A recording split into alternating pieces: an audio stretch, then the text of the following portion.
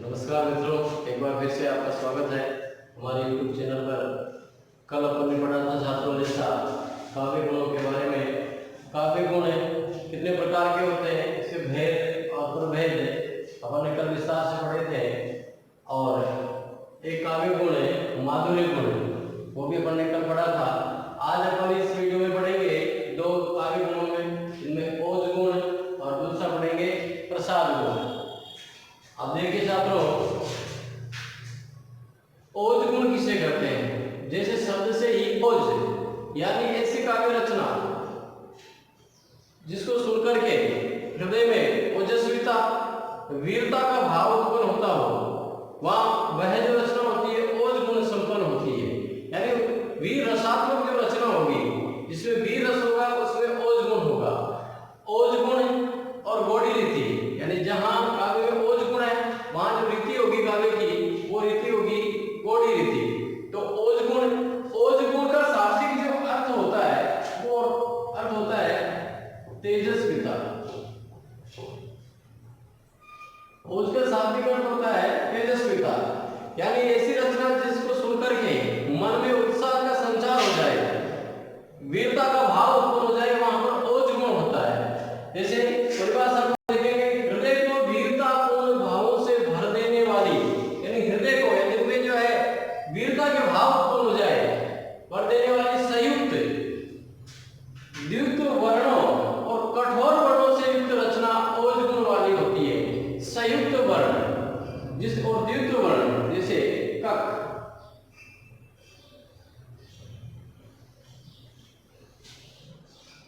इस प्रकार के जो शब्द है द्वित्व, यानी एक वर्ण आधा और दूसरा पूरा, इस प्रकार से द्वित्व वर्णों से युक्त, कठोर वर्णों से युक्त।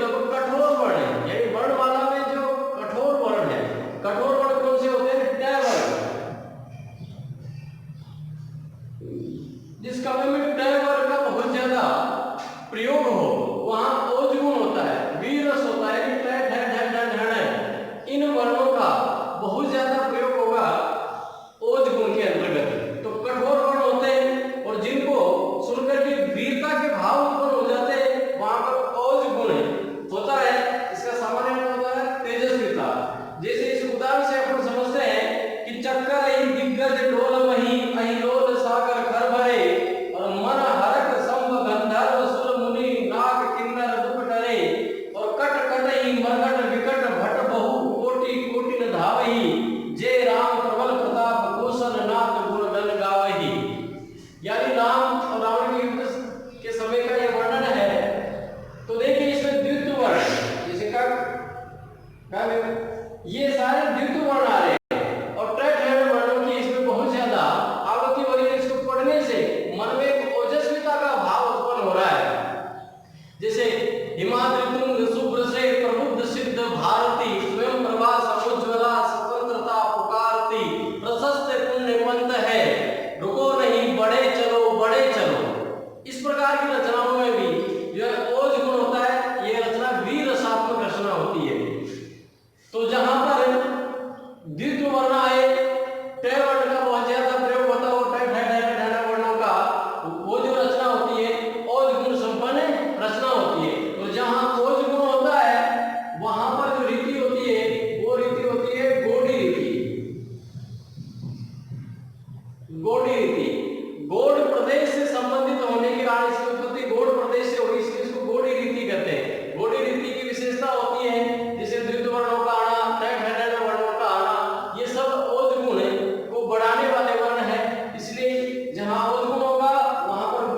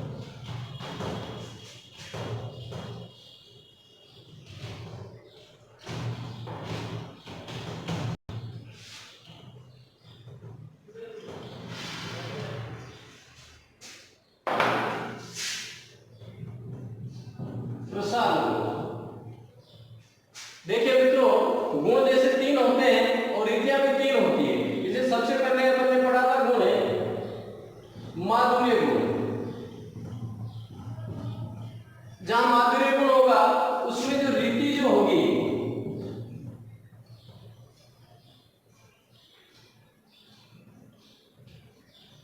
माधुर्य गुण, दूसरा जो गुण है वो ओज गुण और प्रसाद गुण। ओज गुण में जैसा आपने पढ़ा गोडी रीति, माधुर्य में वेधर्मी रीति और प्रसाद गुण में रीति होती है पांचाली। यानी जहां पर माधुर्य गुण से उत्पन्न अगर रचना है तो वहां पर रीति होगी वेधर्मी रीति। माधुर्य गुण से संबंधित रचना जो है उसमें वेधर्मी रीति होगी, शांत रस होगा, श्रृंगार रस होगा। और जहां ओज गुण है, ओज गुण के अंदर जो रीति होगी वो गोडी रीति होगी और रस होगा वीर रस, वीर रस होगा, भयानक रस होगा, विभत्स रस होगा। तो ओज गुण के अंदर वीर रस, विभत्स रस और भयानक रस ओज गुण के अंतर्गत आएगा। यानी जहां ओज गुण है उसमें वीर रस है, या वीर रसात्मक जो रचना है उसमें ओज गुण है, गोडी रीति है। उसी प्रकार से माधुर्य में श्रृंगार रस, शांत रस, भक्ति रस माधुर्य गुण के अंतर्गत आएंगे। अब है प्रसाद गुण। प्रसाद जैसा कि शब्द से ही बिल्कुल शांत शब्द ये लग रहा है। देखो प्रसाद का मतलब है स्वच्छ, बिल्कुल निर्मल, स्वच्छ और निर्मल रचना। यानी जिसको पढ़ करके, जिस काव्य को पढ़ करके उसका अर्थ हृदय में स्वतः ही प्रकट हो जाता है। यानी जिसके अर्थ को जानने के लिए श्रोता को ज्यादा प्रयास नहीं करना पड़ता है, अर्थात सुनते ही जिसका अर्थ जो है चित्त में उदित हो जाता है, वहां पर प्रसाद गुण युक्त जो है वो रचना होती है। इसकी परिभाषा देखेंगे अपन।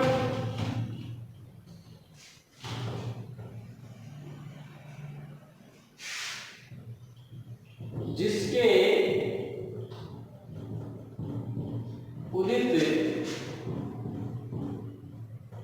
होते ही, जिसके उदित होते ही अर्थ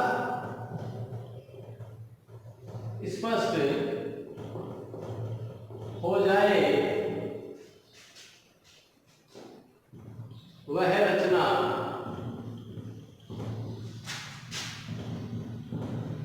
प्रसाद गुण युक्त होती है या प्रसाद गुण वाली होती है। जिसके उदित होते ही अर्थ स्पष्ट हो जाए, जिसके उदित होते यानी सुनते ही श्रोता जैसे इस प्रसाद गुण से युक्त जो है ना रचना है, काव्य जो है ना सुनेगा तो उसका जो अर्थ है वह उसे स्पष्ट हो जाएगा। जैसा अपने माधुर्य गुण में पढ़ा था तो उसका अर्थ जानने के लिए, जैसे माधुर्य गुण से युक्त अपने उदाहरण देखा था, बदरस लाल सलाल की मुरली धरी लुकाए, सोई गए भोजन हंसे देने कहीं नटी जाए।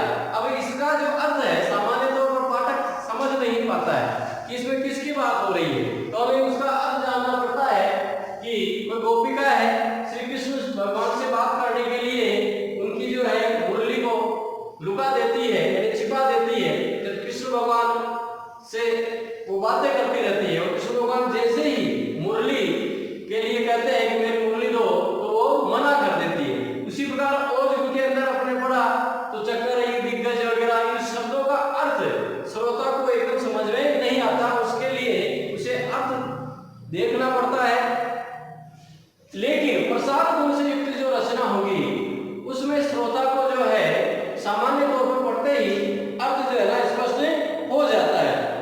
जैसा कि प्रसाद शब्द का अर्थ ही होता है स्वच्छता या स्वच्छ,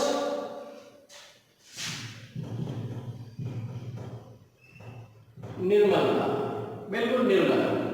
जिस प्रकार से स्वच्छ निर्मल जल सरोवर में भरा हुआ होता है तो सरोवर का जो पेंदा है वो स्पष्ट रूप से, यानी सरोवर के अंदर कौन कौन सी वनस्पतियां हैं या क्या गिरा हुआ है वो स्पष्ट रूप से उसका जो है पेंदा में दिखाई दे जाता है। उसी प्रकार से क्या होता है कि प्रसाद गुण से युक्त जो रचना होती है उसको पढ़ते ही उसका अर्थ स्पष्ट हो जाता है। जिस प्रकार से सूखी लकड़ी में हम जैसे ही आग लगाते हैं और वह तुरंत प्रज्वलित हो जाती है, उसी प्रकार से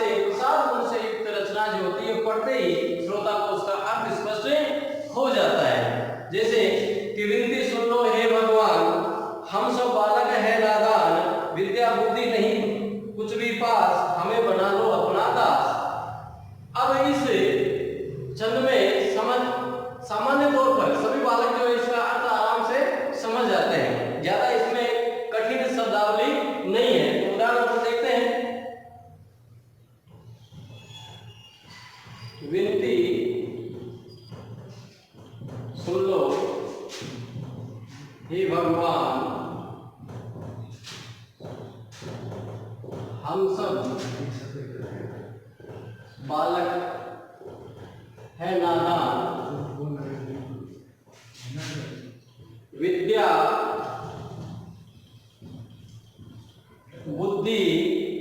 विद्या बुद्धि नहीं,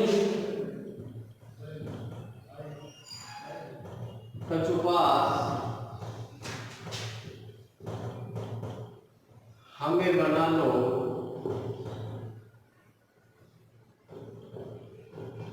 अपना दास। विनती सुन लो हे भगवान, हम सब बालक है नादान, विद्या बुद्धि नहीं, कछुपास हमें बना लो अपना दास। तो सामान्य तौर पर इसका अर्थ सभी श्रोताओं को पढ़ते ही इसका अर्थ जो है ना हमें स्पष्ट हो जाता है, हमारे चित्त में इसके उदित होते ही यानी पढ़ते ही अर्थ स्पष्ट हो जाए, वह रचना प्रसाद गुण युक्त होती है। जैसे कि निराला जी की जो भिखारी रचना है कि वह आता लोटू कलेजे के करता पर बसता। तो इस प्रकार की जितनी भी रचनाएं हैं उनका अर्थ जानने में हमें कोई ज्यादा कठिनाई नहीं होती है। तो मित्रों, हमने आज पढ़ा प्रसाद गुण और ओज गुण। ये 12th में आपके पूछा जाएगा कि प्रसाद गुण की परिभाषा देते हुए उदाहरण स्पष्ट कीजिए, या उदाहरण देकर के पूछ सकते हैं कि इसमें कौन सा गुण है। और जो कंपटीशन की तैयारी कर रहे हैं उनके लिए भी ये बड़े महत्वपूर्ण है। इनमें से एक प्रश्न जो है निश्चित तौर पर परिभाषा के तौर पर या अंतर के तौर पर पूछा जाता है। तो आशा आपको हमारा वीडियो अच्छा लगा होगा, इसलिए आप ज्यादा से ज्यादा हमारे वीडियो को शेयर और लाइक करिए ताकि एक दूसरे को आसानी से समझ में आ जाए। और गांव में कहीं पर भी जहां पर भी छात्र एकादमी में बैठा हो उसके पास में हमारा वीडियो जो है गांव रानी तक भी पहुंच जाए। धन्यवाद।